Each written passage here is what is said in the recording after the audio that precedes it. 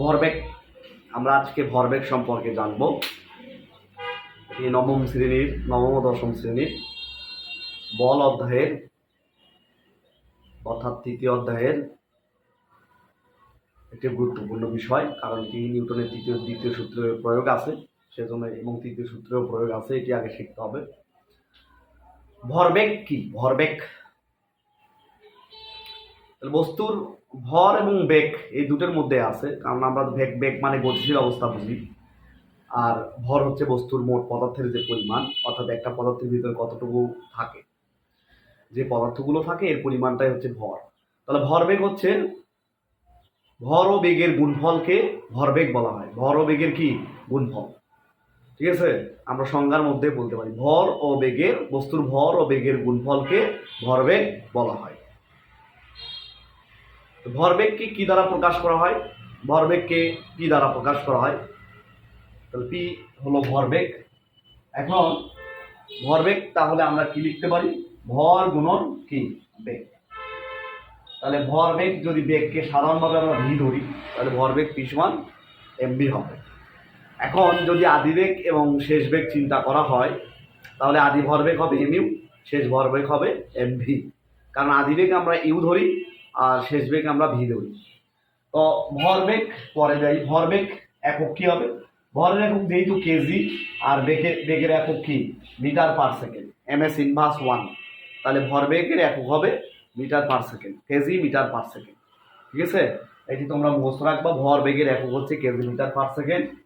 এরপরে যদি ভরবেগের মাত্রা বলা হয়, মাত্রা ভর গুণন বেগ, তাহলে মাত্রা কি হবে? ভরবেগের মাত্রা হচ্ছে এম, বেগের মাত্রা হচ্ছে এম ইনভার্স 1। তাহলে বন্ধনীর মধ্যে, তৃতীয় বন্ধনীর মধ্যে মাত্রা সমীকরণটা দিতে হবে।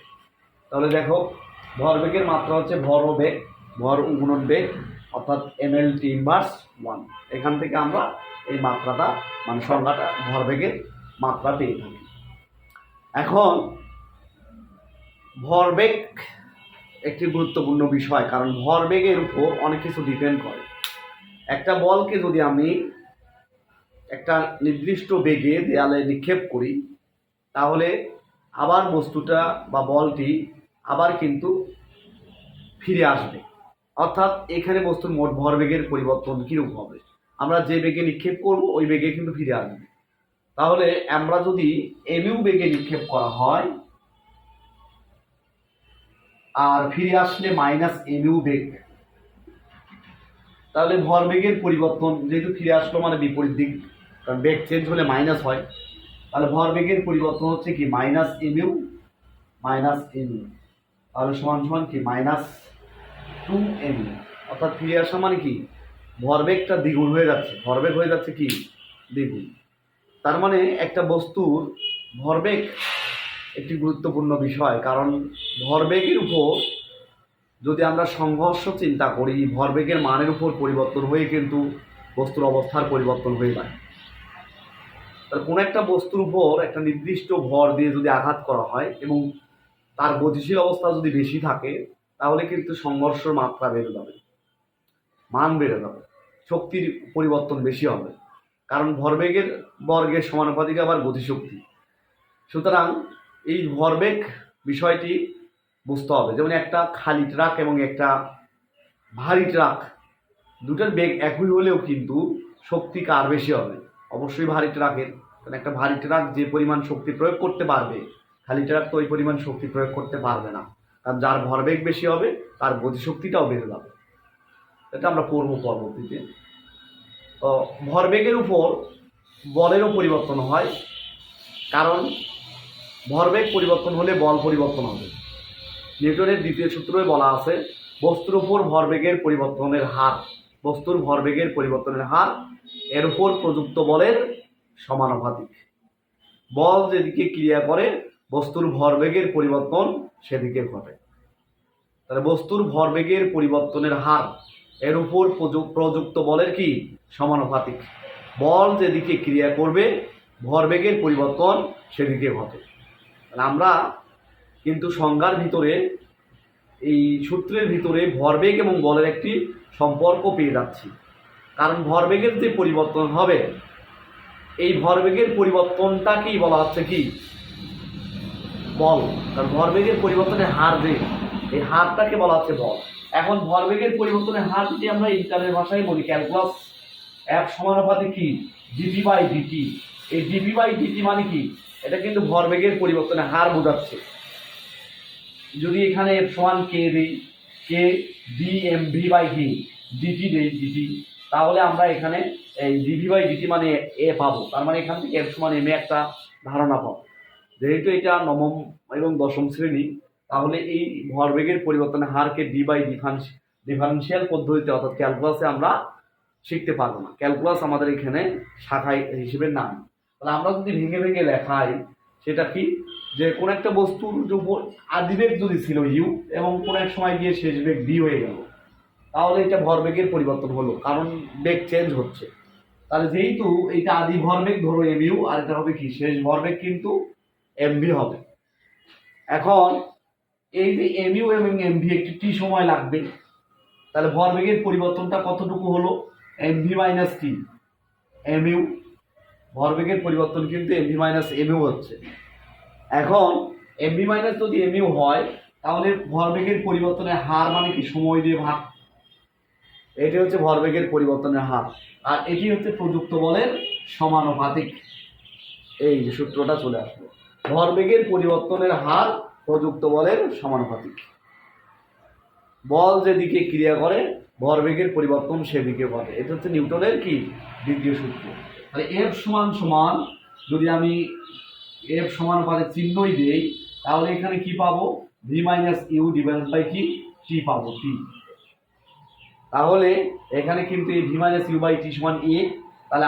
তাহলে আমরা লিখতে পাচ্ছি কি এফ সমান, এখানে এম এ লেখা আছে, এফ সমান কি এম এ, অর্থাৎ এফ সমানুপাতিক এম এ একটা সূত্র আসবে আর কি। তাহলে এফ সমানুপাতিক কি এম এ, এখানে এফ সমান সমান কে এম এ, এখানে কে এর মান আমরা একক নিউটন বলের দ্বারা সংজ্ঞা দ্বারা অপসারণ করতে পারি।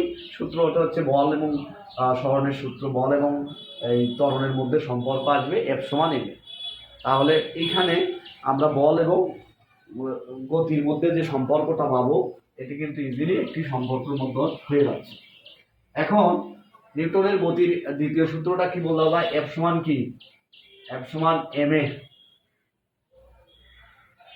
এটা কিন্তু একটি সূত্র আমরা পেলাম, নিউটনের গতির দ্বিতীয় সূত্র। এই দ্বিতীয় সূত্রে এফ হচ্ছে বল, এম হবে কি ভর, বস্তুর উপর বস্তুর যে প্রযুক্ত ভর অর্থাৎ মোট যে ভর, আর এ হবে বস্তুটি কত ত্বরণে গতিশীল হচ্ছে, কি পরিমাণ ত্বরণে গতিশীল হচ্ছে। এখান থেকে আমরা বল এবং ত্বরণের সূত্র থেকে আমরা কি লিখতে পারি, সংজ্ঞা লিখতে পারি বা সমীকরণের মান লিখতে পারি।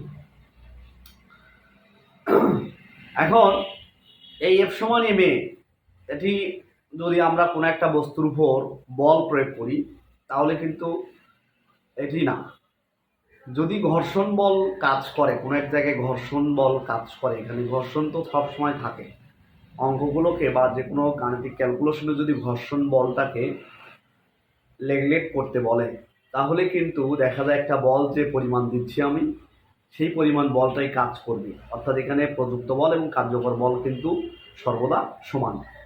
কিন্তু যখন বলবে ঘর্ষণ বল কাজ করতেছে, তাহলে আমি যে পরিমাণ বল প্রয়োগ করব, তাহলে ঘর্ষণের জন্য কিছু পরিমাণ বল আমার অপচয় ধরে নিতে হবে, আর বাকি বলটা কার্যকর বল হবে। তখন কার্যকর বল হবে এফ সমান এম এ সমীকরণ। তাহলে এফ সমান এম এ সমীকরণের সাহায্যে আমরা কার্যকর বল হিসেবেও বের করতে পারি, আর ঘর্ষণ বল না থাকলেও প্রযুক্ত বল হিসেবে ধরে নিতে পারবো। তাহলে সুতরাং একটা বিষয় বোঝা যাচ্ছে, যখন কার্যকর বল থাকবে, কার্যকর বল বা ঘর্ষণ বল থাকবে, তাহলে প্রযুক্ত বল ইকুয়াল কার্যকর বল প্লাস ঘর্ষণ বল। তাহলে যখন কোনো বস্তুর উপর বল প্রয়োগ করা হবে, সেটা হবে প্রযুক্ত বল, এবং যে বলটি কাজ করবে সেটা হচ্ছে কার্যকর বল, অর্থাৎ যে বলটি অপচয় হবে ঘর্ষণের কারণে সেটি হচ্ছে ঘর্ষণ বল। তাহলে আমরা কি বলতে পারি, প্রযুক্ত বল সমান কার্যকর বল প্লাস ঘর্ষণ বল। তাহলে একটা সংজ্ঞা আমরা শিখবো, আসলে মনে করি পি সমান এফ প্লাস এফ কে, পি সমান এফ প্লাস এফ কে। প্রযুক্ত বল সমান কার্যকর বল প্লাস ঘর্ষণ বল, প্রযুক্ত বল সমান কার্যকর বল প্লাস কি বল, ঘর্ষণ বল।